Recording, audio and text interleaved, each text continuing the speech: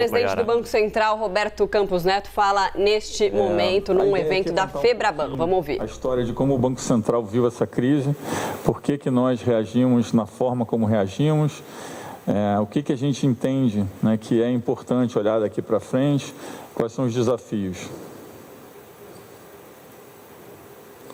Espera aí, me falaram que... ok.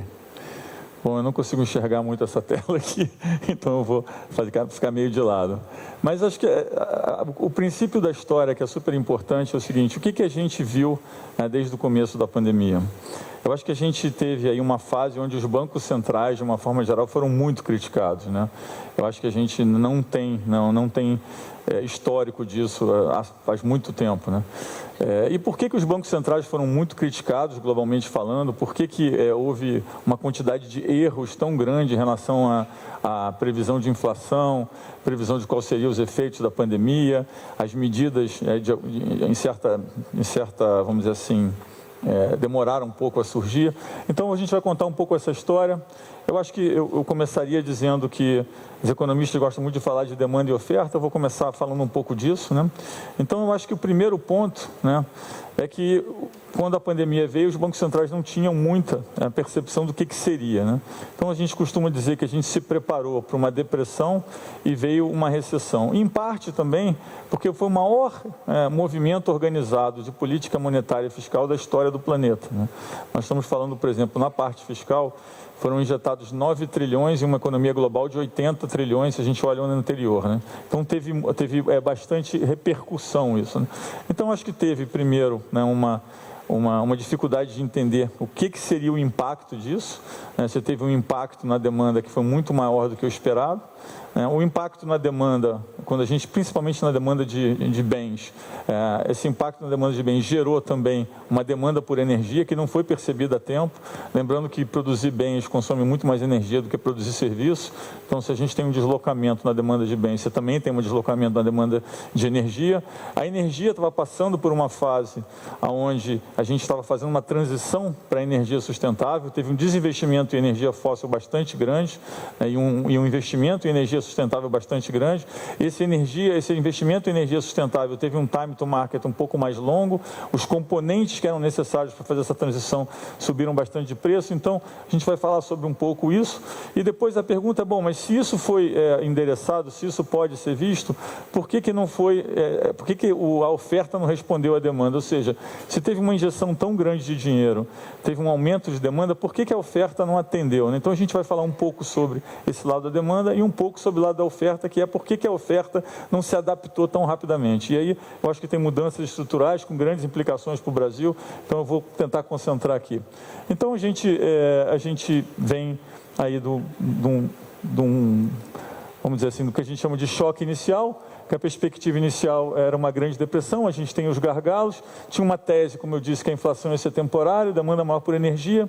Quando a gente olha um pouco, né, o que foi feito no mundo, esse primeiro gráfico mostra na linha vermelha o que foi feito em termos de expansão do balanço do Banco Central americano. A gente vê que nunca aconteceu nada parecido na história. E aí talvez essa parte de baixo seja a parte mais importante para entender esse primeiro, né, vamos dizer, esse primeiro erro de interpretação, que é o seguinte: o consumo de bens, quando a gente olha, né, uma linha de tendência, ele subiu muito acima da linha e ele até hoje não caiu na linha. Isso é um cenário americano, mas se a gente olhar a Ásia é muito parecido. Obviamente tem alguns outros países que não seguem o mesmo padrão, mas como o mercado americano é muito importante, a gente usou aqui para explicar. Então, e lembrando também que havia uma tese de que você, na verdade, não tinha, né, um problema de demanda, você tinha um problema de oferta, porque as pessoas estavam em casa. Se as pessoas estavam em casa, elas não estavam produzindo, então elas estavam consumindo bens porque estavam em casa, não estavam consumindo serviços, e que quando a mobilidade voltasse, com o fim da pandemia, isso ia se equilibrar naturalmente. A gente vê claramente que esse equilíbrio não ocorreu, e essa é uma das fontes da inflação que a gente viu mais persistente no mundo. Naquele gráfico ali, a gente vê também um trabalho que foi feito, inclusive, um dos autores foi a Fernanda, que trabalhou no Banco Central do Brasil e agora trabalha no Banco Central americano, que mostra o efeito, né, da inflação americana com o pacote fiscal e sem o suporte fiscal. A gente vê exatamente ali o efeito que teve. E aí, falando um pouco já, entendendo que a gente teve, então, esse aumento na demanda por bens, que gerou um aumento na demanda de energia, e a gente conviveu com um fenômeno bastante diferente do passado também, que é o preço de energia subindo, mas o capex de energia caindo. É a primeira vez que a gente teve uma falta de correlação tão grande entre demanda de energia e capex de energia, um pouco, né, pela transição que a gente está fazendo, uma transição para uma energia mais sustentável, mas isso teve implicações de curto prazo no preço de energia que fizeram com que a demanda, com que a inflação fosse mais persistente. A gente consegue ver ali naquele gráfico o capex de energia nas mínimas histórias, mesmo com o preço perto da máxima. A gente vê os diversos preços de componentes que são usados para a transição verde subindo bastante rapidamente, né? Lembrando que alguns desses componentes, a extração deles, ela não é feita de forma sustentável, apesar do componente ser importante, né, para atingir essa transição energética. Bom, aí depois a gente chega num período onde a gente entra nessa segunda crise. Lembrando que o banqueiro central gosta de dizer que a coisa mais difícil é trabalhar com incerteza, né? O que a gente mais teve nos últimos 2 anos foi incerteza, então a gente teve essa primeira incerteza da pandemia, depois veio a guerra entre a Rússia e a Ucrânia, e aí a gente começou a ter um novo capítulo, né, com inflação de energia bastante pronunciado. A gente tinha bastante dificuldade de oferta de energia na Europa. Na Europa nós tivemos mais de um problema. As pessoas focam muito no problema do gás, mas as empresas elétricas da Europa quase todas quebraram. Lembrando que grande parte delas fazia o hedge em energia futura, né? E quando o preço oscilou muito, elas não tinham caixa, não tinham como pagar, né, os ajustes. Os bancos também saíram, alguns governos tiveram que fazer planos para socorrer as empresas elétricas na Europa. Elas estão com o menor capex da história há 3 anos, então assim, a gente tem um problema, inclusive olhando para frente. Então a gente teve esse problema energético na Europa, teve um problema no mundo de fertilizantes, e aí os países se mobilizaram de novo, pensando assim, não, a gente precisa fazer programas para endereçar, né, esse aumento de preço de energia e de alimento que está afetando tanto a população mais carente do mundo. E aí acho que tem uma literatura, tem um debate muito grande, qual é o modelo perfeito, né, para atender exatamente esse problema. Lembrando que o Brasil, nesse sentido, né, ele tem até uma situação mais, vamos dizer assim, privilegiada, porque de um lado você tem um choque positivo, porque se eu produzo mais do que eu consumo de uma coisa que está subindo de preço, eu tenho esse choque positivo. Do outro lado eu tenho um choque negativo, porque fere o tecido social. Então a gente tem que imaginar, tem que pensar como é que a gente faz esse programa, entendendo que você tem um choque positivo de um lado e um negativo do outro, lembrando que outros países tiveram um choque negativo dos dois lados, né? Quem é importador de commodities tem um choque negativo de um lado e negativo do outro. Então a gente discutiu muito, e aí o que se chega à conclusão é que o ideal é o modelo que a gente chama de 3T, né?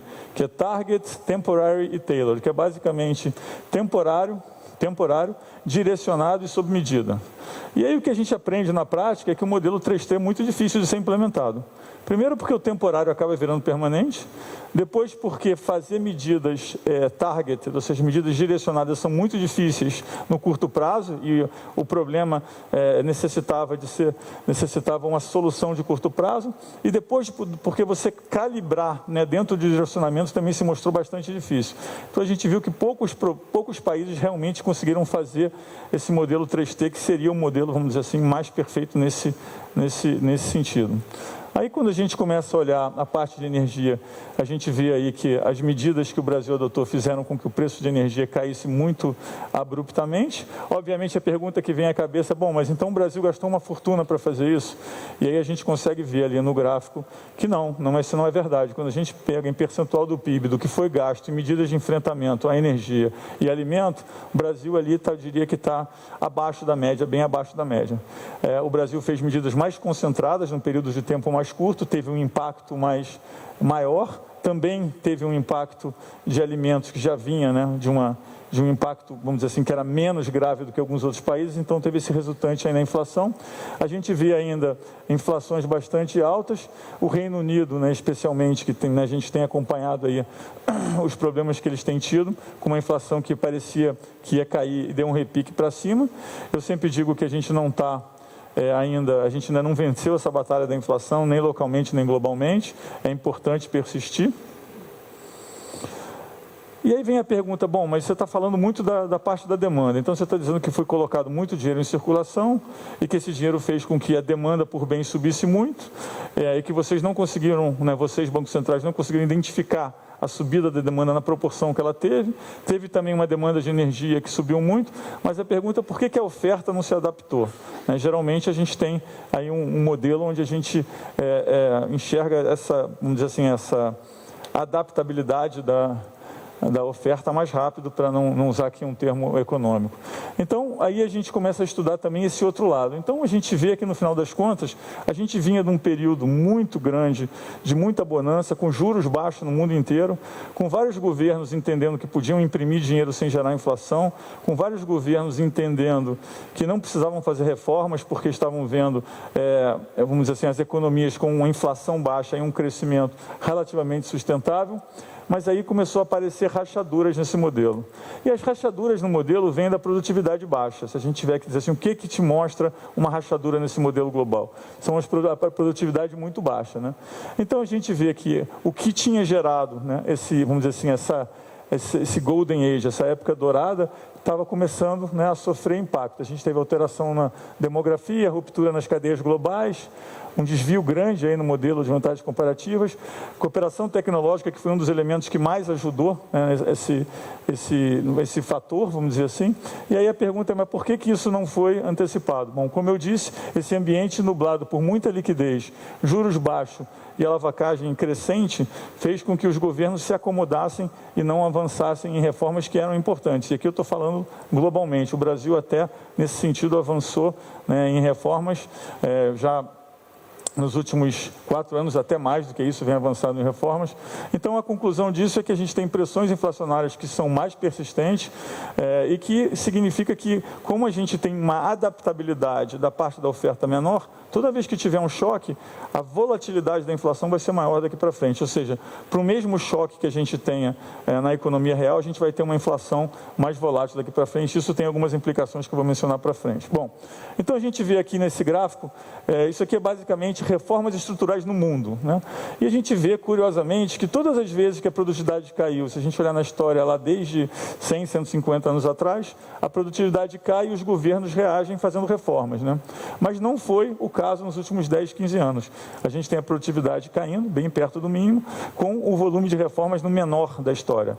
E aí, tanto mercados emergentes como economias avançadas, lembrando que mais no passado mais recente, a gente só viu, a gente só viu reformas basicamente em mercados emergentes.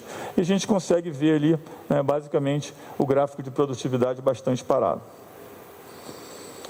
Então, o que a gente entende que pode ser feito? Isso tem uma implicação grande também para o Brasil, né? Primeiro, a gente precisa ser cauteloso em relação à inflação, né? A gente precisa entender que a gente tem uma trajetória, né, de inflação que a gente precisa reduzir a inflação, voltar a inflação para a meta. Esse é o maior, como foi mencionado pelo Isaac, é o melhor instrumento de previsibilidade de investimento, distribuição de renda, geração de emprego, né? Então a gente precisa, e a gente também, né, começa a perceber que, ao contrário do que os mercados precificam, talvez essa redução de inflação não seja linear, né? O que a gente vê quando a inflação está muito difusa, e é curioso porque a gente aprende, hoje o mundo desenvolvido está olhando muito o que aconteceu com o mundo emergente, porque o mundo desenvolvido não via inflação de 10% há muitos anos, e começa a entender que quando a gente tem uma inflação muito mais difusa, né, como a gente está vendo agora, a gente geralmente tem um processo desinflacionário em 2 fases. Primeiro tem os preços salientes que caem, que no nosso caso é preço de alimentos e energia, mas como a difusão já foi bastante ampla, você chega em algum momento onde a inflação ainda está longe da meta e tem uma dificuldade maior de crescer. Então a gente entende que não vai ser linear o processo de desinflação, ao contrário do que precificam os mercados. A gente acha que é uma mensagem clara hoje, né, dos agentes econômicos de que os arcabouços fiscais precisam ter limites, né? A gente precisa reconhecer que a parte da oferta é menos adaptável, como eu mostrei, por diversas razões. Então, colocar mais dinheiro na economia, ao contrário do passado, onde a oferta se adaptava mais rapidamente, vai gerar uma volatilidade de inflação maior, né, e que garantir a credibilidade fiscal é essencial. Então, o que a gente entende que é mais importante agora são as políticas para fortalecer o lado de oferta. A gente precisa pensar como é que vai ser essa nova cooperação internacional, uma vez que as cadeias globais de valor estão quebradas ou interrompidas. A gente tem todo esse conceito, né, do nearshoring e friendshoring, que é basicamente fazer negócios com quem está perto e quem é amigável. Eu acho que o Brasil tem uma oportunidade enorme nesse redesenho. Inclusive, tem estudos que mostram que você tem dois lados da balança. Você perde se você já estava inserido na cadeia global de valor e essa cadeia se quebra. Por outro lado, o Brasil, que nunca esteve muito inserido na cadeia global de valor, pode fazer parte desse movimento de reshoring. Então, por exemplo, o caso do México, tem até um estudo recente que mostra que no México ele perde mais do que ganha. Porque mesmo que ele seja agente desse reshoring, ele perde porque ele já estava inserido muito na cadeia global de valor. Não é o caso do Brasil. O Brasil tem aí uma relação de troca positiva nesse sentido, porque pode se aproveitar bastante desse movimento que a gente vai ter de reshoring, ou seja, vamos dizer assim, de reconstrução das cadeias globais. Aqui é um trabalho que foi feito recentemente pelo Bório, basicamente mostrando o efeito dos agregados monetários na inflação. E aqui é interessante porque a gente vê que países que tinham uma inflação muito baixa tinham a percepção de que essa expansão monetária não iria gerar inflação. O que o estudo mostra é que você tem aí, dividido em grupos de países que têm inflação abaixo de 4% e acima de 4%, você tem uma reação bem diferente. Ou seja, países que você tem a inflação muito baixa, você consegue expandir o agregado monetário, tendo um efeito menor na inflação, enquanto países com inflação mais alta, esse resultado é maior. Tem vários poréns nesse estudo, ele não demonstra causalidade, mas acho que é interessante. Inclusive, uma coisa que a gente está pensando em investigar é, ao invés de olhar simplesmente o nível de inflação, olhar a volatilidade da inflação. Porque se a gente está dizendo que a oferta vai ser menos adaptável daqui para frente, a gente está dizendo que para os diversos choques que virão pela frente, a inflação vai ser mais volátil. A inflação sendo mais volátil, né, com a incerteza maior, ela levanta aí esse piso e faz com que essa relação entre agregados e inflação seja, inclusive, mais inclinada. Mostra aqui também um estudo também que mostra basicamente que quando você tem uma expansão monetária grande, você tem uma dificuldade maior em prever a inflação. Então mostra de quanto maior foi a expansão monetária, maior foi a dificuldade em prever a inflação, né? Quando a gente olha a inflação de emergentes, aí o Brasil com destaque, com uma inflação caindo de novo, a gente tem que entender que parte dessa queda da inflação foram as medidas adotadas pelo governo, e aí principalmente a parte de queda de impostos em eletricidade, combustível e telecomunicações, mas a gente vê de fato que as inflações no mundo parece que chegaram, né, a um pico, ou pelo menos um patamar alto, e estão se acomodando ou caindo, e a gente vê isso inclusive quando a gente olha, né, os núcleos. Nos Estados Unidos a gente vê já 2 números de inflação, 3 se você olhar esse último que saiu, 3 números de inflações melhores. E aqui eu acho que a mensagem é: a preocupação global, ela vai deixar de ser puramente inflação. Eu acho que a gente está mudando o eixo da preocupação global para 2 outros temas. Primeiro, o quão grave vai ser a desaceleração global. E segundo, como nós vamos fazer uma coordenação entre política fiscal e monetária. É muito importante, teve uma coordenação muito grande na entrada, a coordenação está se mostrando mais difícil na saída, porque os governos têm ainda a necessidade de fazer, vamos dizer assim, os diversos pacotes, entendendo que existe uma necessidade social, mas a gente não pode ter a política monetária de um lado e a política fiscal do outro, e eu acho que isso é um dos temas hoje mais discutidos nos fóruns globais. Quando a gente pensa em termos de o que o mercado espera de curva de juros para frente, a gente vê que grande parte do trabalho, né, na visão dos mercados já foi feito. A gente tem alguns países ainda que a gente tem, vamos dizer assim, a curva, né, apressando algumas altas.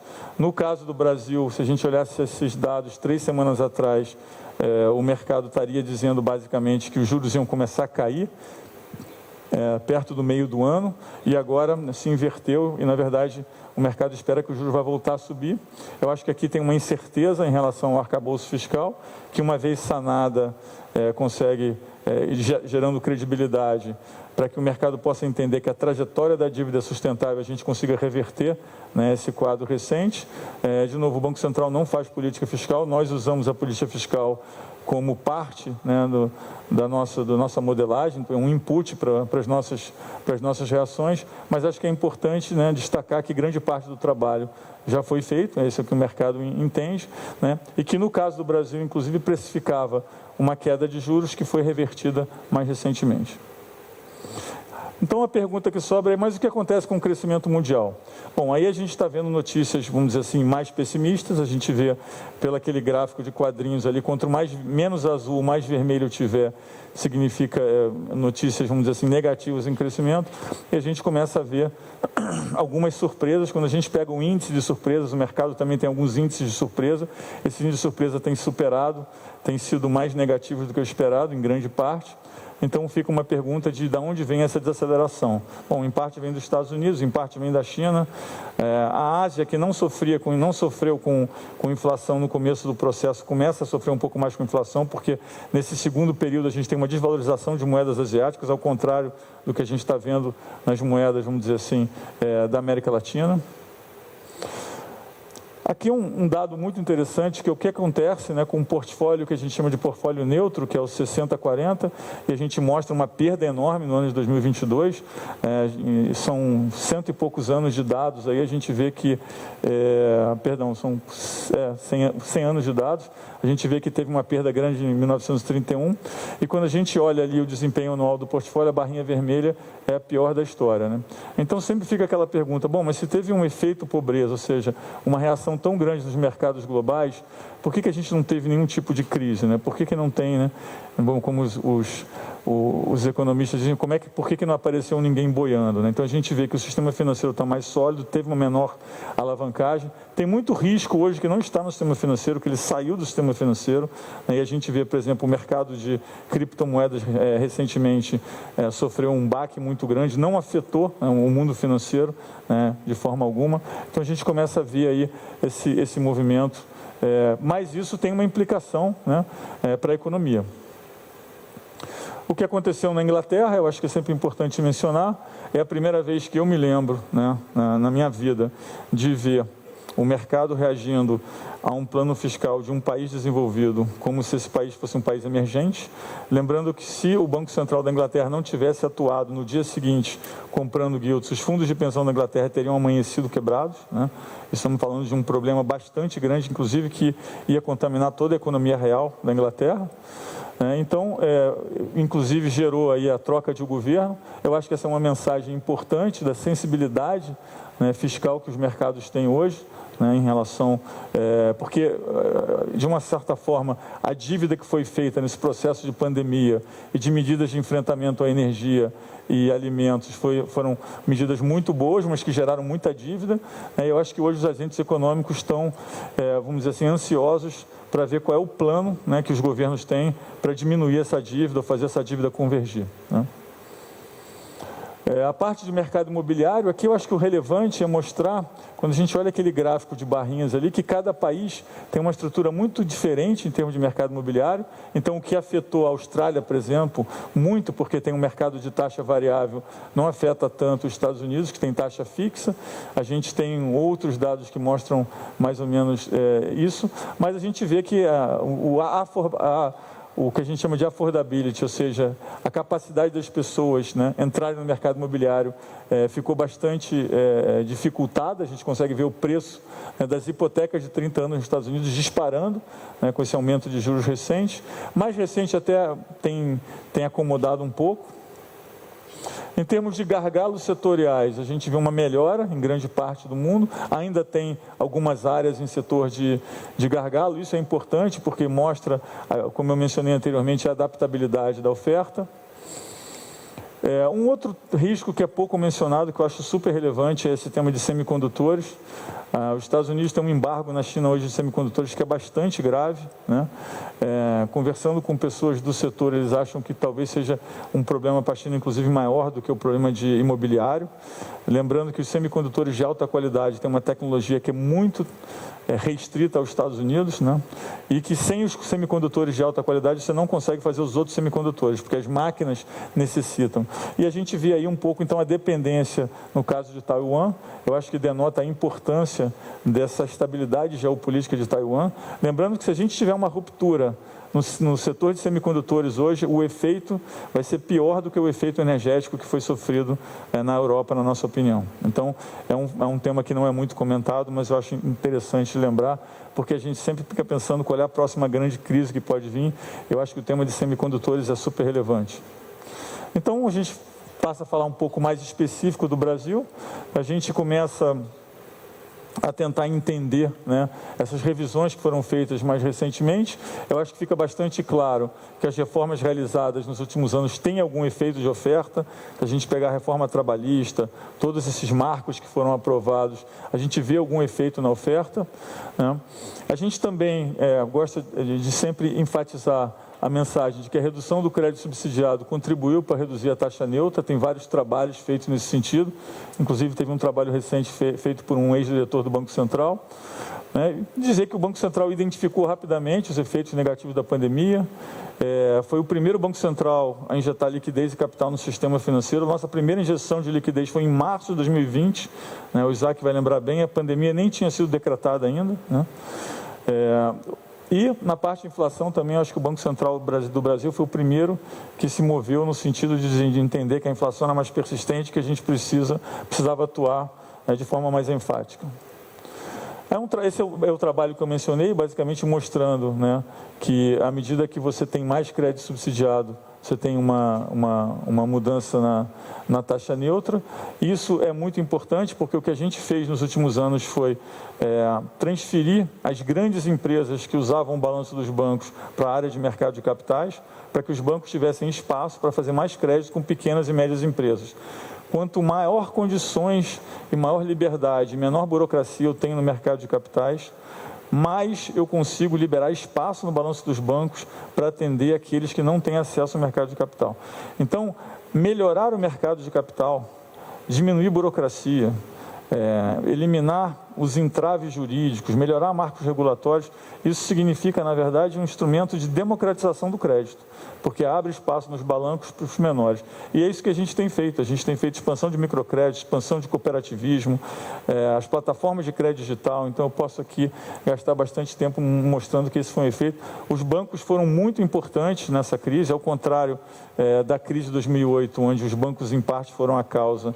Nessa crise, os bancos foram a solução. Foram os bancos que ajudaram o governo nos programas de crédito, né? Eu me lembro sentando com vários de vocês, desenhando programas de crédito naqueles dias ali mais sombrios, né? Então, mas eu queria só deixar bem claro que os bancos foram parte da solução, né, dessa vez. Falando um pouco de inflação, acho que não vou ter tempo para falar muito qualitativamente. A gente tem tido uma melhora incipiente, qualitativamente falando, na inflação brasileira. A gente, de novo, não acha que a batalha está ganha, que é importante persistir. A gente teve o IPCA 15 agora mais recente. Qualitativamente, a gente vem acompanhando algumas melhoras. Tem alguns itens que estavam subindo há bastante tempo, que nos causavam estranhezas, que tem melhorado. Eu não vou focar muito no qualitativo, mas aqui acho que a mensagem mais importante a gente precisa, obviamente, ver o que acontece com a inflação global, mas a gente vai ter um fator positivo externo, porque a gente está vendo uma desaceleração mundial, e aí fica sempre aquele questionamento, mas isso é bom ou ruim para o Brasil? Porque quando a gente tem uma desaceleração global, o preço de commodity cai. Quando o preço de commodity cai, por um lado, a gente tem uma inflação mais baixa, porque os preços de commodity estão caindo. Por outro lado, geralmente, quando o preço de commodity cai, a moeda brasileira se desvaloriza. Então, você tem um efeito, vamos dizer assim, que contrabalança isso. Então, depende muito de como esse processo é feito. A gente entende que a moeda brasileira tem respondido menos a esse movimento de commodities e, por isso, se esse movimento de desaceleração global for coordenado, vai ter um efeito benéfico na inflação. A gente precisa esperar. A gente vê também um movimento de desaceleração da China, que tem jogado pressionado um pouco o commodities para baixo. Então, a parte externa a gente acha que deve contribuir. Lembrando também que tem um ajuste monetário que os outros países fizeram, que ainda vão entrar em vigor. Esse gráfico é um gráfico que eu gosto muito, basicamente compara a inflação, esse gráfico da linha laranja. Ele basicamente compara a inflação brasileira com uma média de inflação dos países envolvidos desde 2002. E a gente vê que a gente teve fenômenos onde a inflação foi puramente brasileira e a gente tem fenômenos onde a inflação acompanhou a média. E a gente vê que o fenômeno mais recente de inflação brasileira foi um fenômeno onde a inflação brasileira foi bem menor do que a inflação média, ao contrário do que se viu no passado. A gente vê também que a inflação está bastante perto da média, quando a gente olha os intervalos e as metas. Eu vou passar aqui um pouquinho mais rápido. Revisão de crescimento para cima também, a gente falou sobre isso. A gente tem ainda um número de crescimento para o ano que vem um pouco mais baixo, em parte pela desaceleração global, em parte pelo efeito dos ajustes monetários que foram feitos, que ainda vão ter efeito na economia. A gente vê aí a parte de serviços, né, voltando mais rapidamente. Vou passar aqui um pouco mais rápido. Acho que o Isaac falou bastante sobre crédito. A gente tem aí um volume de crédito com crescimento saudável durante toda a pandemia. A gente tem uma taxa de inadimplência, de fato, um pouco maior na ponta. Mas eu acho que o mais importante é o que a gente tinha pensado em fazer. Na verdade, a minha primeira apresentação aqui na Febraban, no primeiro ano, a gente disse exatamente isso, que a gente queria melhorar o mercado de capitais para fazer com que as empresas fossem mais ao mercado de capitais e os bancos pudessem fazer mais crédito para os pequenos e médios. Isso valia para tudo. Na agricultura, a gente transferiu muito mais recursos para o Pronafiano, que é exatamente o pequeno produtor. A gente fez cooperativismo, a gente fez o microcrédito, e aqui a gente consegue ver um pouco, né, dessas mudanças que tiveram entre 2017 e 2022, na linha um pouco do que a gente tinha falado. Algumas coisas crescem muito, mas tem base muito pequena, como o cooperativismo, mas já começa a ser relevante. A parte fiscal, que eu acho que é o que tem dominado o noticiário recente, eu acho que eu enfatizaria que, se a gente pensar em final de 2022, a dívida está bem parecida, né, com o que era no antes pandemia. Se a gente olhar aí uma coleção de países e pegar a dívida, comparativamente falando, e olhar antes da pandemia e depois, o Brasil apresenta um número que não é muito mais alto, mas o problema é que vários desses programas se tornaram permanentes, e aí gera uma pressão, né, na expectativa de trajetória da dívida futura. A gente fez uma simulaçãozinha rápida, e não cabe muito de novo ao Banco Central falar sobre isso, mas em relação ao que era o questionário que nós enviávamos para os agentes financeiros e o que saiu em termos de projeto, eu acho que isso aqui, inclusive, já deve estar defasado, porque eu vejo que tem muitas atualizações nesse tema. Eu acho que o ministro Haddad vai poder falar melhor do que eu sobre isso.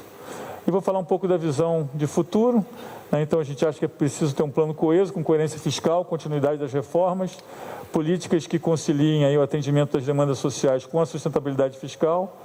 E muito importante seguir com a agenda de reforma estrutural. O Isaac mencionou a parte tributária. Eu diria que a parte tributária e a reforma do Estado é muito importante também.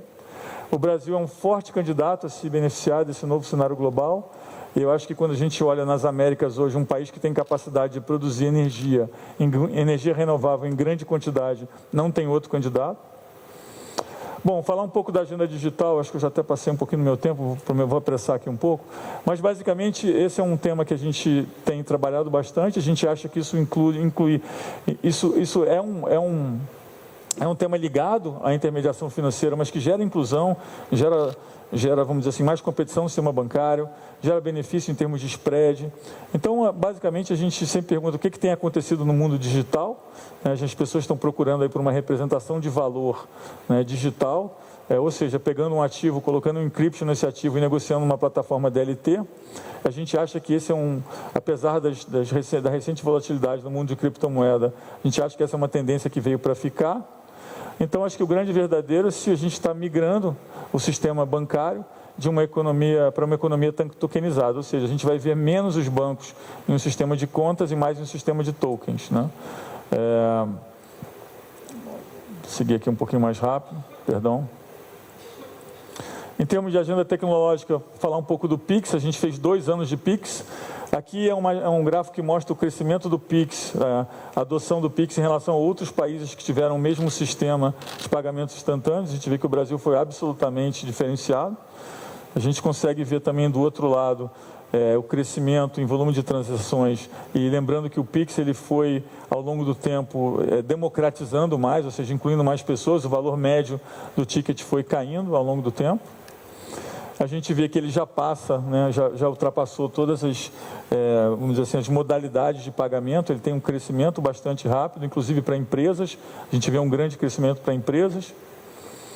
Aqui são o que a gente tem pela frente no curto prazo de Pix. Então, a gente tem o aprimoramento no Pix Cobrança, o lançamento do Pix Automático, a parte do Pix no Open Finance, que eu vou falar um pouco já, e o que a gente é um sistema que os bancos estão desenvolvendo, que é o que a gente chama de Buy Now, Pay Later, então, que é um mercado onde os bancos estão fazendo iniciativas. Eu acho que com a integração com o Open Finance isso vai acelerar bastante. Então, e a internacionalização do Pix. Esse aqui é um tema que a gente tem avançado bastante. Tem vários bancos centrais na América Latina que estão adotando o Pix. A gente fez outro dia, a gente está fazendo vamos dizer assim, um evento de colaboração técnica que tem vários países, onde a gente abre tudo que a gente fez de graça para qualquer país que quiser adotar. A gente já tem aqueles países ali mencionados acima em estágio inicial de adoção, e a gente acha que isso vai ser muito importante para fazer um sistema de pagamento transfronteiriço na América Latina. A parte do Open Finance, lembrando que quando a gente pensa na inovação no Brasil, a gente pensa em blocos juntos, né? Então, um bloco ele não seria tão poderoso se não fosse o outro. Então, é uma junção de 4 partes. Você tem, de um lado, né, o Pix, que é um trilho onde você navega produtos financeiros de forma universalizada. Você tem o Open Finance, que é para fazer com que esse trilho tenha portabilidade e comparabilidade. Só que esse trilho e essa comparabilidade, ela precisa se transformar em instrumentos digitais. Então, o CBDC vem para tokenizar o sistema. Então, no final, é um encontro de 3 blocos. O Pix, que é esse trilho universal. O Open Finance, que é o que gera portabilidade, né, e comparabilidade. E a CBDC, que é o que tokeniza o sistema bancário para que isso consiga navegar não só através de contas, mas também através de token. É muito importante entender que esses 3 blocos entram junto, e aí você tem um 4º bloco, que é a modernização da moeda, que faz com que isso também nos leve a ter um sistema de pagamento transfronteiriço mais eficiente. Então, a gente tem aí o LIFT, que é o nosso laboratório, que a gente usa, vou passar um pouquinho mais rápido. Então, o que a gente fala estou chegando aqui no fim já, o que a gente fala que é a digitalização da intermediação financeira? É maior inclusão, menor custo de intermediação, competição com redução de barreiras de entrada, eficiência no controle de riscos e monetização de dados. Então, quando a gente pensou lá atrás o que a gente gostaria, a gente pensou um pouco nesses temas, né? A tokenização completa de ativos financeiros e contratos também, perdão. Então, a gente tem os 4 blocos agora se juntando, como eu mencionei, o Open Finance, a CBDC, que é a nossa moeda digital, que nada mais é do que um token emitido pelo banco em cima de depósitos, a internacionalização de moeda e o Pix, né? E aí a gente vai falar assim um pouco sobre os 4 blocos fundamentais e como que eles vão interagir, né?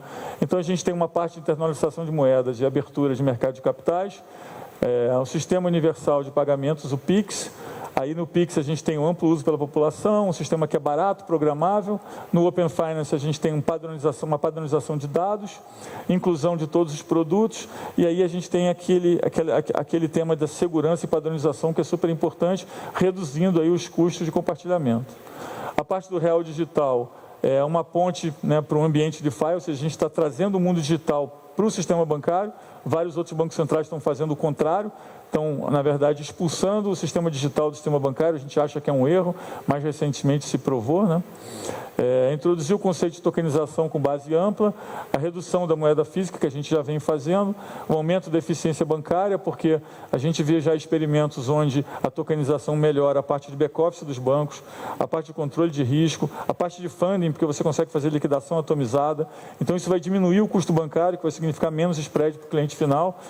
Tem uma parte de controle de riscos também, eu já vi alguns pilotos nisso, e a parte de liquidação, porque lembrando que a plataforma DLT você consegue fazer liquidação atomizada múltipla num custo infinitamente mais barato, né?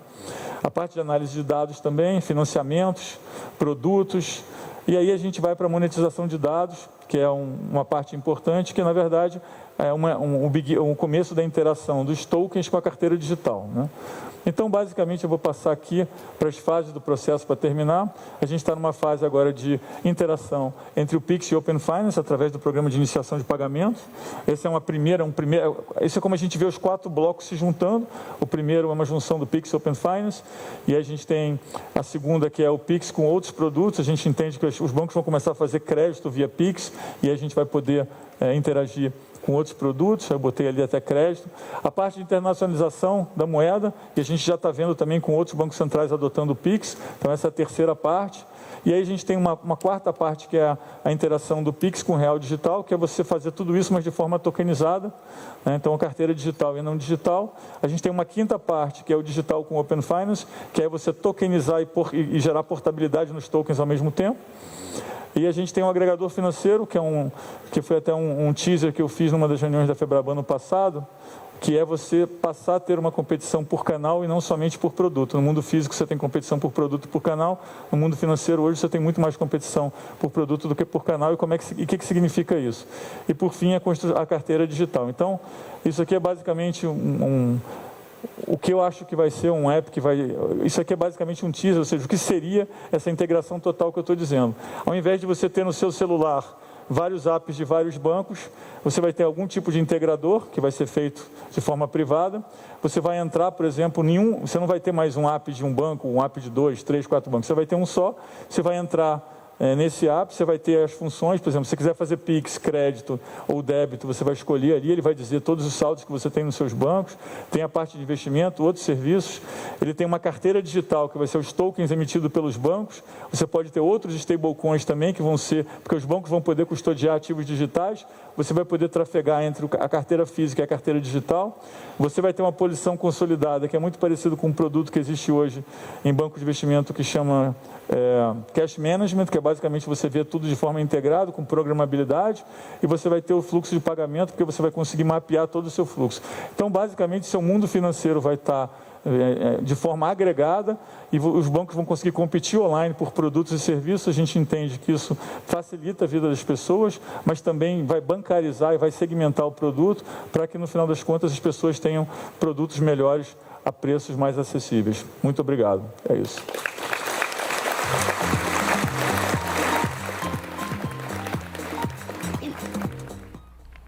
A gente ouviu então aí Roberto Campos Neto, presidente do Banco Central, falando na Febraban, nesse evento, para uma série de banqueiros, né, falando sobre a questão da economia mundial, dando um bom panorama da economia mundial sobre, claro, a situação do Brasil. Então, começou falando sobre a situação na pandemia, pós-pandemia, depois com a vinda da Segunda Guerra, da guerra na Ucrânia. Sim. E os impactos disso com a crise energética e também de alimentos e de semicondutor, que é uma crise que pode, inclusive, afetar muito aqui nós brasileiros.